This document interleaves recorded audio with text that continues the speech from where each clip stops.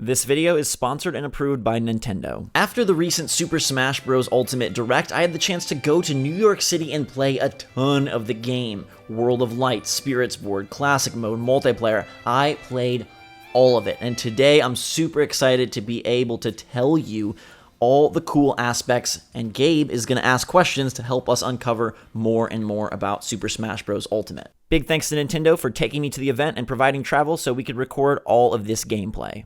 What Zach won't tell you is that I locked him in a room and I will not let him go until he answers the many questions I have about the most exciting game left this year.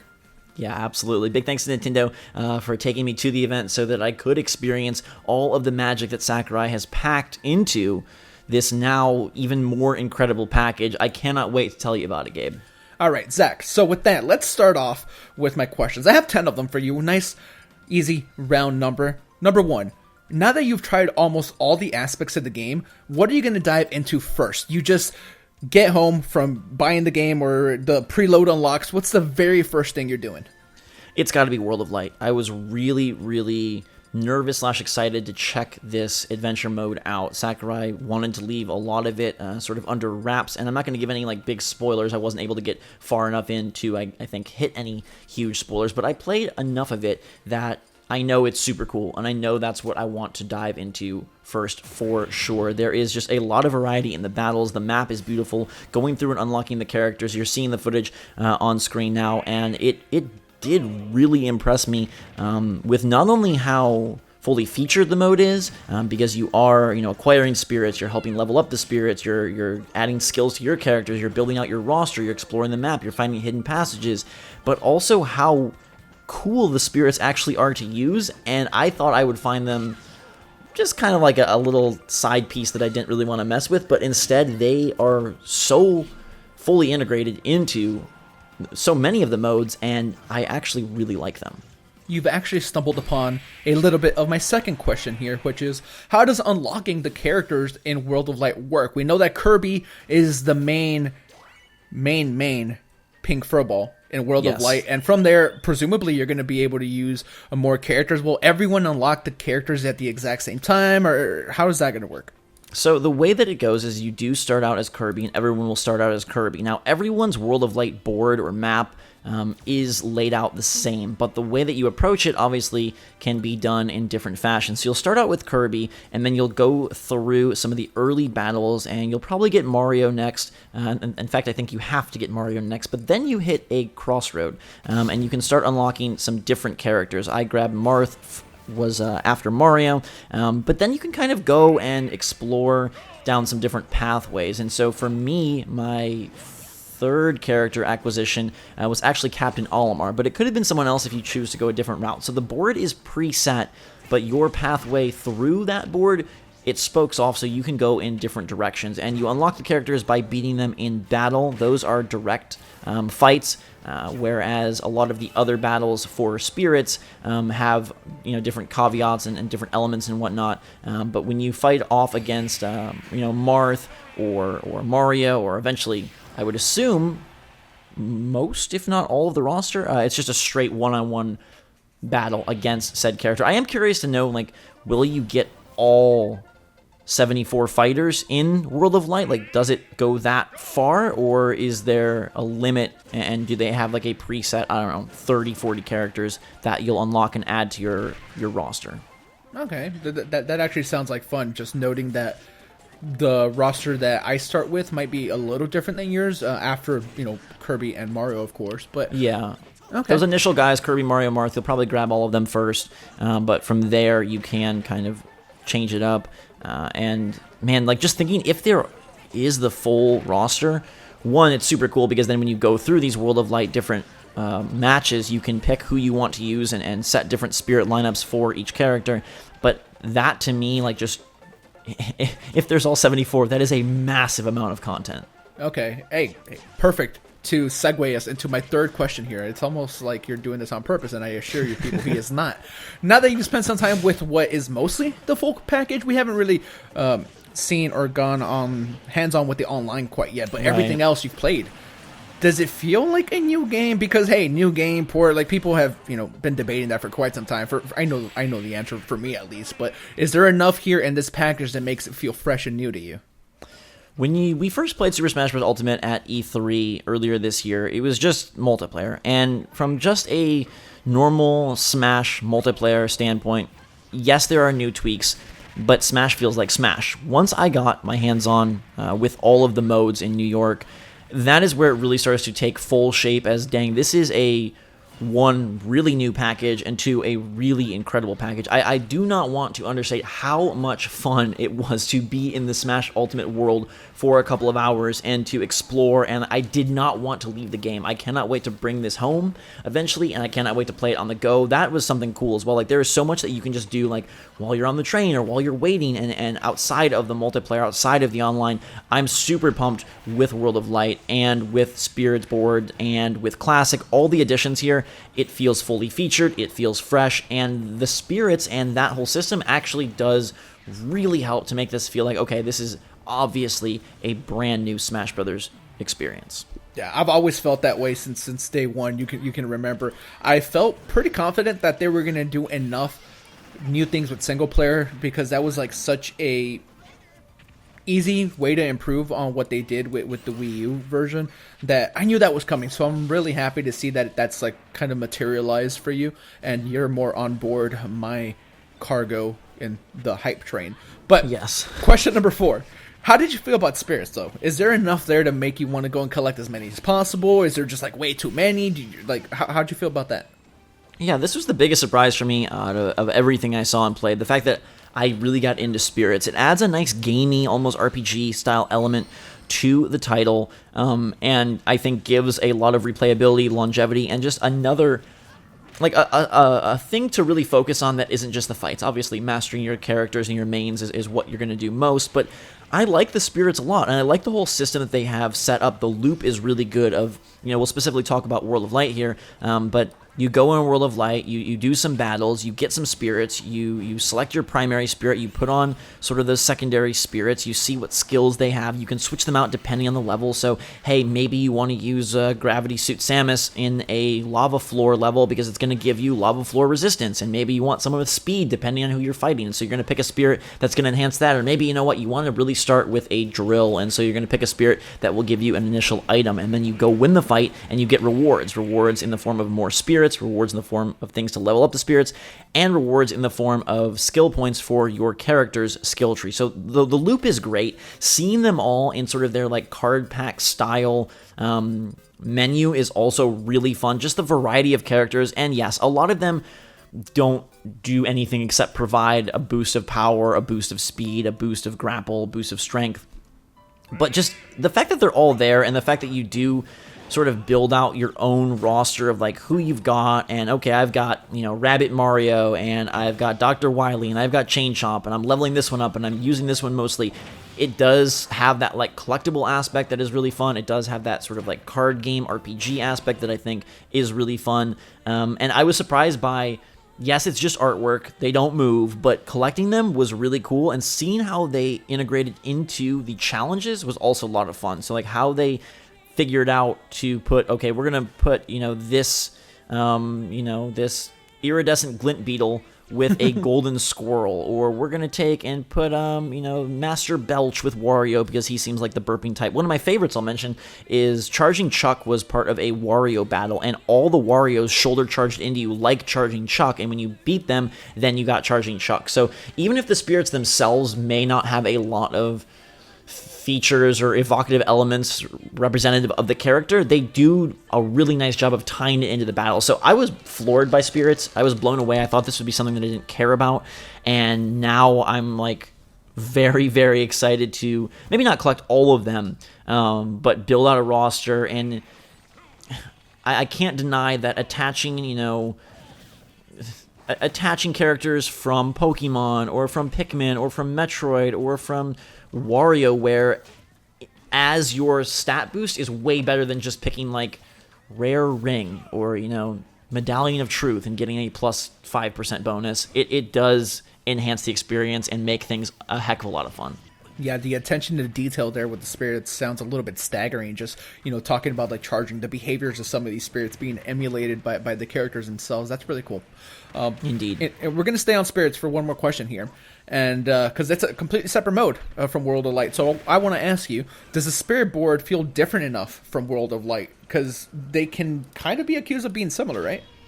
Yeah, so spirit board is a place to just acquire spirits, and you have a revolving room, not a door, but a room of 10 spirits that will be, some will be novice, some will be advanced, ace, you've got legend, and that indicates the difficulty of acquiring the spirit via said battle. And they'll rotate every couple of minutes and give you constantly like this new influx of spirits, and if you fail the challenge or the time expires, you'll have to wait till they come back around. And one, it helps indicate how many spirits are in the game, how many challenges there are.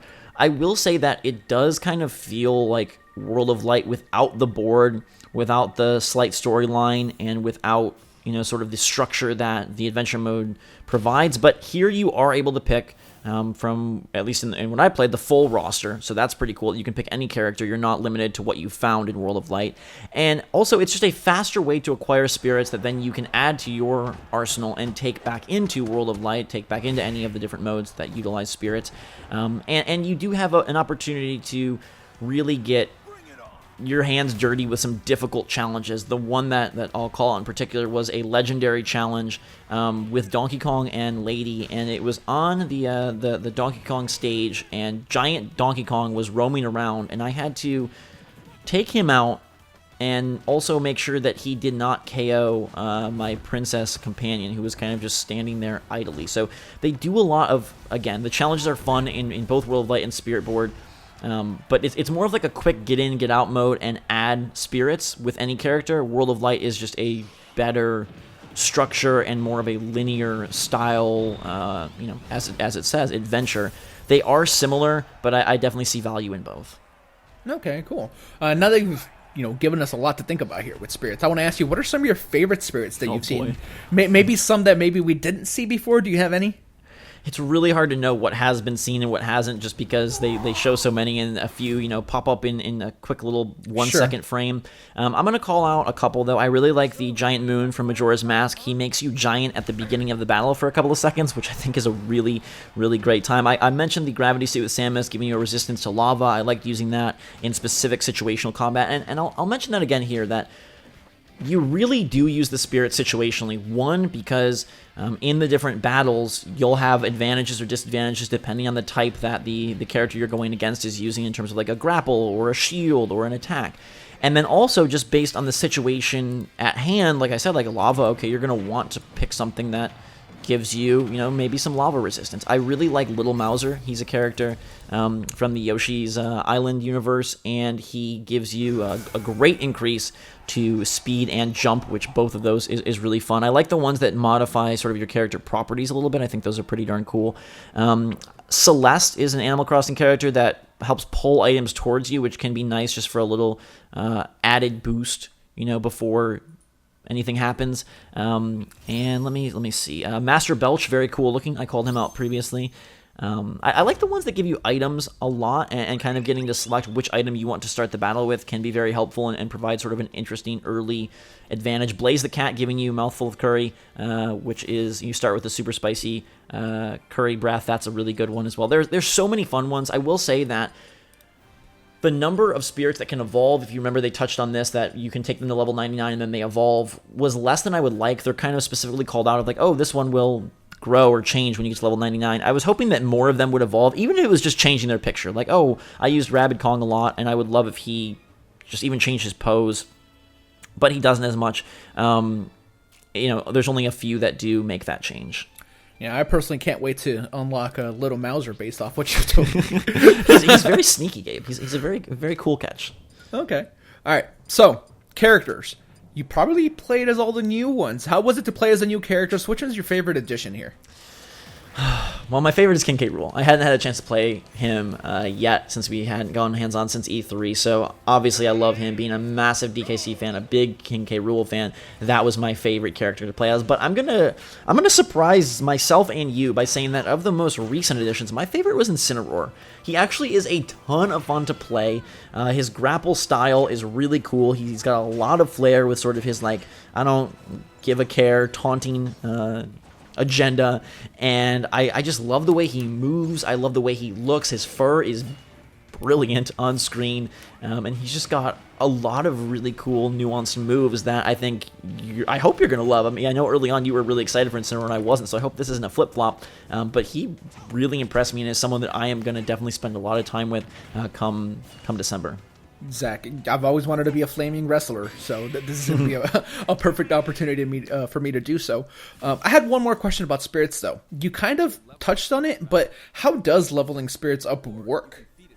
So the main way is you're going to be acquiring loot after these different battles, and it's, again, that just adds a lot to this loop, that it's not just getting the spirits, but you're also getting different stuff that you can help use to level up your spirits. So get these snacks that you can put into the spirits. Now, when I played, they loaded the account up with a ton of snacks, so we were able to take spirits to level 99 very quickly. I assume and imagine in a normal playthrough it'll take a while, and you'll have to kind of be more picky choosy with how you spend your snacks. You spend your spirit points and things of that sort to take these spirits to higher levels and higher places. You're also acquiring different little benefits. That's one thing I saw in the spirits board mode that I wanted to touch on, is that after you defeat some of these fights, you will get little, like, almost like perk card type things that you can then utilize in future fights, and you kind of have this little, like, bag, a Felix the Cat bag of tricks that you can add on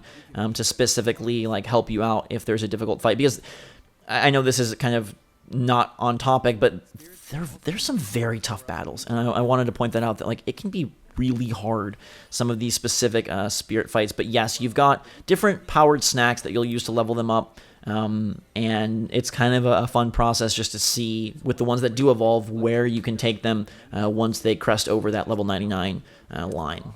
Okay, that's really cool. I'm going to be making sure that my Loto Mauser is level 99 as soon as possible. All right, so gameplay, the most important part of any video game.